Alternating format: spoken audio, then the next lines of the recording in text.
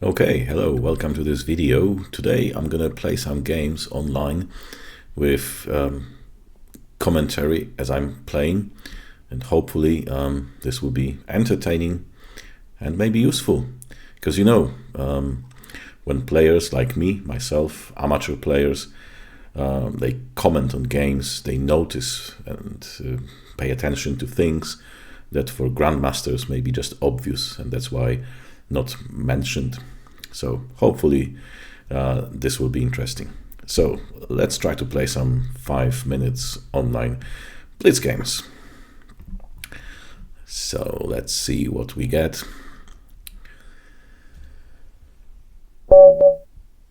Okay, so we have Camo UG Chess, rated almost 2100. I'm gonna play this knight to e2 move, which is called so-called chameleon Sicilian. Basically, I'm not revealing what I want to play, but now we already can see that this is an open Sicilian, which looks kind of like Kalashnikov, although black has already deviated somehow. Okay, what do I do with this knight? Maybe go to a3.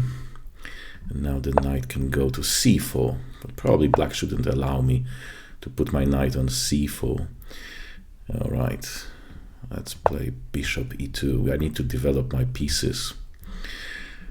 Okay, now you can see that this square is a big hole in black's position. What do I do now? Okay, let me try to strengthen e4 square. That's an aggressive move. What do I do with my knight now? Right. Okay, I think I can win this e-pawn, right? If I first take the knight here, what will black do? He took the pawn, this piece instead. But that's okay. I can just move back here. And this is still a weak square. Okay, let me just castle. Black castles as well. And let's try to put some pressure on this guy. I want to move my rook here over. Now this is big pressure. Okay, I need to defend. The b pawn was attacked by the rook. Okay. I'm not sure if I have a plan other than I want to put pressure on this pawn. I don't have really a plan in this game. But what else can I do? I don't want to jump on this square with the knight yet, because then I will have to take back with the pawn, and this is no longer a weakness. All right, what else can we do in this position? Right, I'll try to reposition maybe my bishop to g3, trying to put some pressure this way as well. Okay, so that's interesting. Now I think I have to push this pawn, which I'm not happy about, because now you can see that this knight and this pawn are very weak. Okay, so now there's a tremendous pressure upon my knight, and if the knight moves, then the c-pawn falls. Okay, but I have this interesting move, taking the pawn and skewering those rooks. Well, that's quite nice. So even if I lose the knight, I might win the exchange. That's interesting. Double-edged material imbalance. But that can be quite useful as well. All right, so he took it there. What do I do? Should I take the rook first or the queen? Well, I'm going to take the rook. Okay, and now I'm going to take the queen, because I'm not shying away from the exchange of queens. That's fair enough. And now I'm going to play this tricky move. And if he's not careful... Oh, I wanted to trap his rook, but unfortunately I lost the pawn instead. Well, that happens. But that's okay. Let's just push this one then. I have a passed pawn. Passed pawns must be pushed. So let's try to do that. All right.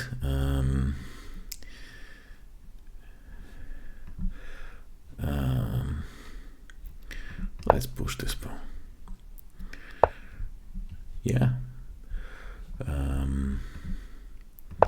Now I think I need to activate my bishop somehow. Okay, that's understandable. I'll move it to safety here. And I push the pawn again. It's coming, the pawn is coming. As Yasser Serawans used to say, push those babies. Yes, coming closer. Okay, and now attack the knight that's blocking the path. All right, you can play it too, that's true. How about this one, getting rid of this rook from the c-file, and then the bishop will also be attacked. Okay, let me take this guy. And he took that guy, but now I have this move, check. And if he takes my rook, I make a queen. Okay, so I'm taking the knight. I'm up a rook. The pawn is coming and it's game over. Thank you. All right. Let's see what else we have. Let's play another one. Okay, I'm again white against Johan Pal, 2077. Okay, let's try something different. I'm gonna play knight f3, and then I'm gonna play b3. It's probably not the best opening. It's kind of like a reversed Queen's Indian, but it has some surprise element. So we can try playing it that way, and it seems to me I have won a pawn, because this is attacked twice. Okay, bishop takes b5 now. Okay, let's castle first. Safety first, right? And now we can open the center even more. Should I take with which piece? Okay, let's take with the knight. So I'm up a pawn, and this position is already quite interesting. Okay, let me save my bishop. I'm not going anywhere with this bishop. Let it stay there. Okay, this is a bad move, because now we can see that he shut down his light squared bishop. I can be quite happy with this move. Okay, my dark squared bishop is not doing much, so I'm very happy to trade it off. Okay, I can take that, no problem. So yeah, this is looking quite nice. I'm up a pawn. I have some space advantage on the queen side, and I have two connected passed pawns, which is very good.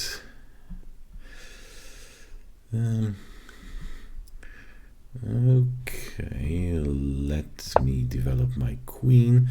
Now also I'm strengthening this. Okay, he jumped there. That's okay, I don't worry about this. I'll take the open c-file.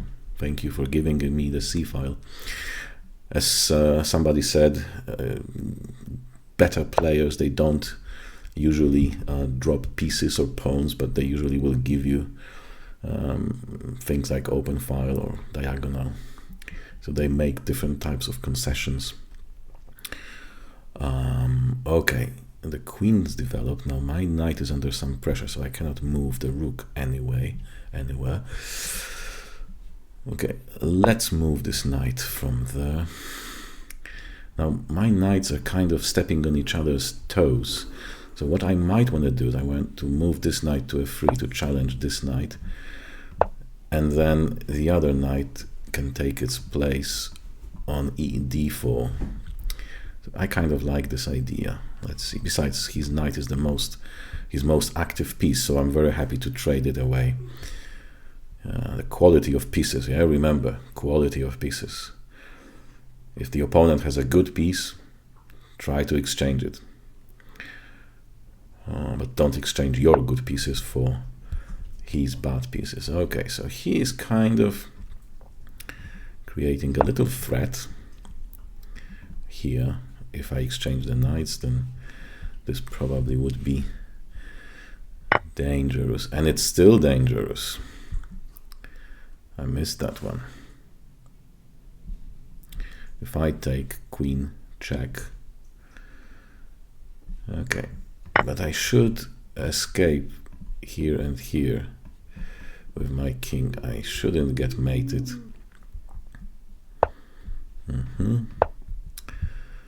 Okay, so what's gonna happen now? Keep in mind, the knight is still attacked. And there is no checkmate because I can run away. But what's gonna happen now? Come on. What's gonna happen now? Right, moves away to safety, but also attacks my queen. Okay, I'm gonna play here. The reason is simple. I'm very happy to exchange queens because my king was in some kind of mild danger. But also I'm a pawn up, so going to the endgame is desirable for me. All right, let's activate this knight. It wanted to jump there anyway. And now I have opened the c-file. I am completely ruling over the c-file. So let's use it. Let's take advantage of that fact. Okie dokie. Now we are talking. And where the bishop goes. There's not many places where he can go. All right. Okie dokie. So what do we do now? I kind of like this idea, pressuring the pawn on e6 first of all, but most importantly, I want to double my rooks on this file. What do they say in English? It's 2 piggies on the 7th rank. I think that's the way they say. Well, let's see, Johan Paul, what are you gonna do? Defending the pawn, but I have the second idea. It's probably even more important than the first one. Okay, that looks good. That looks good. Black has a problem with g7. What are you gonna do? I like in this position, have a compared this bishop. It's completely locked in, that it cannot do much. And actually now, am I right that this is a checkmate? Checkmate. So the rook gives a check, cannot be taken because it's supported by my bishop. And obviously my other rook cuts off the king on the 7th rank. Please notice this poor bishop. It's absolutely locked in, cannot go anywhere. Yeah, so that was a nice game. All right, let's play one more. And again, I'm playing with white pieces. View said, or view side, Sald, sorry, 2003. Okay, let's play classically. And let's play the bishop's opening. All right, and now I have this very nice gambit that I like to play. It's probably not fully correct, but it has a nice surprise weapon as well. Okay, so now I'm not interested in just taking back the pawn immediately. I want to develop the pieces. Okay, so this is very interesting. Black is now 2 pawns up, but it's completely undeveloped. Okay, d5. I will just pin the knight instead. So if he takes my bishop, I will take his knight. All right. Yes, you can play this move. I can just take this pawn. And again, if you take, I take the knight. Yeah. I'm gonna take here. All right. I'm not sure if this was correct because now I'm just taking the queen. Oh, but he's taking my queen next. Huh. What a mess. What a mess this position is. Oh dear. Yeah, I missed completely this tactics. Knight f2 check, forking my queen and my king.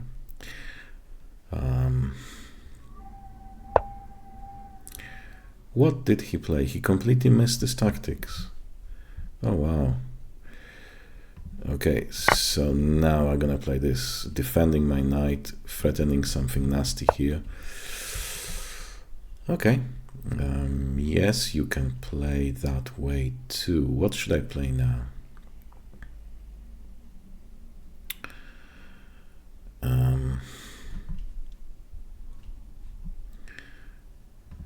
How about I develop my bishop, defending the knight? Okay, let's develop another knight. Yes, development is so crucial. Okay, he takes, I take back. Now this position simplifies. I am up a lot of material and I am better developed as well. So this should be, now as they say, it's a matter of technique, right? Okay, centralizing the queen, keeping an eye on the knight, stepping out of danger. Now I'm attacking this bishop. I just have to be a little bit, okay, I'm gonna take this, thank you very much, and that's game over. Okay, I'm gonna play one more game, maybe now I'll get the black pieces finally. Okay, so not 01, playing with the black pieces, okay. Knight f3 flexible, I play knight f6 also flexible, not revealing what I'm gonna play next. c4, okay, so what's this gonna be? It's some kind of the Catalan, but now I can play the c5 myself. I don't know much theory of this line, to be honest, but let's just try to improvise. Stopping the knight from jumping here. Okay, I'm gonna castle as well. And what should I do now? I think the plan in this line, yes, it's just what he's trying to do. So he's trying to push the b pawn. I probably should play in the center then. So that's the general principle. That always works, of course, because from every rule there are exceptions. But whenever somebody attacks you on the wing, you should counter-attack in the center. That's the general principle. So that's what I'm doing.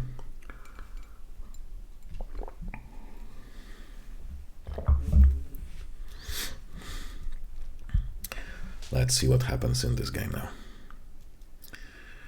So yeah, the whole point of white's opening really is the strong bishop on the long diagonal. And as you can see, especially now that when things open up, this bishop might become a monster. So I need to be really careful. But on the other hand, I have to do something. I have to open my light square bishop. So it is tricky. Okay, let me take with the pawn so that now my bishop is open. Right. I'm gonna play this move. It seems like a very passive and soft move, this h6, but I'm stopping his knight from jumping to g5 because now I want to play my bishop to e6, solidifying the central pawn and also finishing my development. Okay, that looks good. I kind of like my position, you know. I have this nice center thanks to my pawns. I have all of my pieces developed. This looks good. I'm gonna put my rook on c8 because this is a semi-open file. Well, and it may become even more open soon. Okay, what shall we do now? Yeah, let's just improve my rooks. Nothing is happening yet, so there is no need to rush things. Okay, what's next?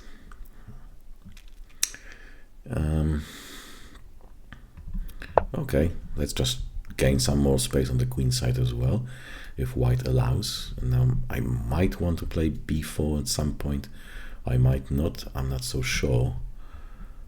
But we shall see.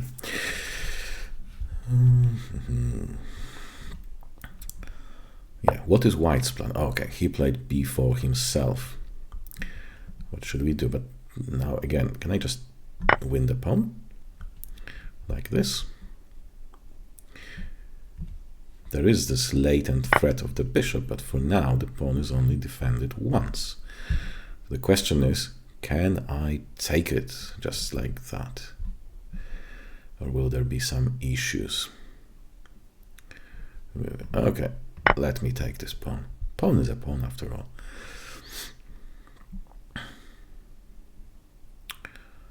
Okay. The problem with those exchanges now on b4 is that now I'm saddled with this isolated pawn. But you know, playing with an isolated pawn is not necessarily a big issue, because it can be an active unit. So at this moment, even now, I can play. Well, I cannot play anymore. Okay, I need to take here first.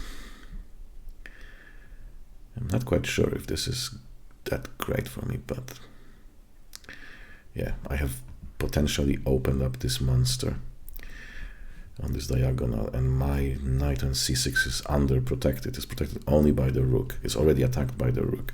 So there are some potential discoveries coming on against this guy. But let's see what it does. Okay, I need to take back, and I'm gonna take back with my queen, not to spoil my pawn structure around the king. Okay, he took with the knight, and now you can see this unleashed power of the long diagonal. But that's okay. It's black to move, so I have time to save my knight. And the question is only where. But I kind of like this move. It's an active move after all. And yeah, in some circumstances I might be able to jump to c4. For example, if this pawn goes forward, I might be able to jump to g4. I don't know. Oh, knight attacking my queen. Where should I move it? I think I'm gonna go here, because now I'm actually putting pressure on this guy, because I have two pieces attacking it. Okay, white defended, but is there anything I can do? Well, how about we start with this little move, chasing the queen away. And now, thank you very much for these tactics. Yeah, so another win, but this was a bit fortunate, because you know, not every day your opponent will gift you this fork. But yeah, I think that was entertaining. I hope so for you too to watch. Thank you very much for watching, and see you in the next video.